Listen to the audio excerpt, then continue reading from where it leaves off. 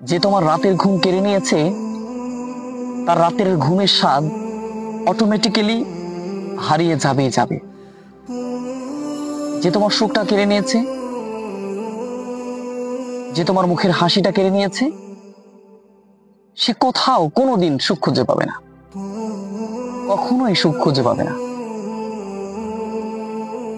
কারণ আল্লাহ তাআলা নিজেরটা ছাড় দেন, কিন্তু বান্দাকে যে কষ্ট দেওয়া হয়, ধোঁকা দেওয়া হয়, বান্দার সাথে প্রতারণা করা হয়, বান্দার সাথে ধোঁকায় নিমজ্জিত করা হয়, আল্লাহ তাআলা এটা কখনোই এটা সহ্য করেন না এবং এটা ছাড় দেনই না।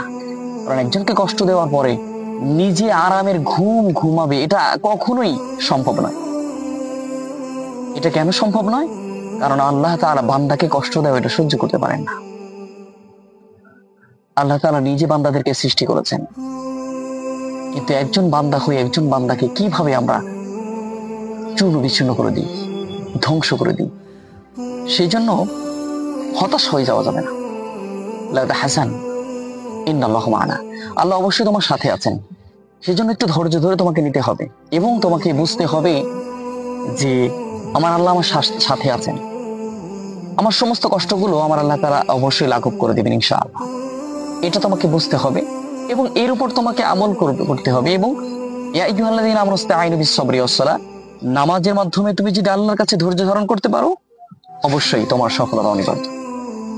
আর যে তোমাকে কষ্ট দিয়েছে সে কোনোদিন বিন্দুমাত্র সুখ খুঁজে পাবে না, কোথাও পাবে না, কিন্তু তুমি দিন শেষে সফলতার শীর্ষে অবস্থান করবে ইনশাআল্লাহ। এই জন্য আমরা মানুষগুলোকে সবসময় কষ্ট দেওয়া থেকে বিরত থাকা থেকে ইনশাআল্লাহ বিরত থাকবো ইনশাআল্লাহ।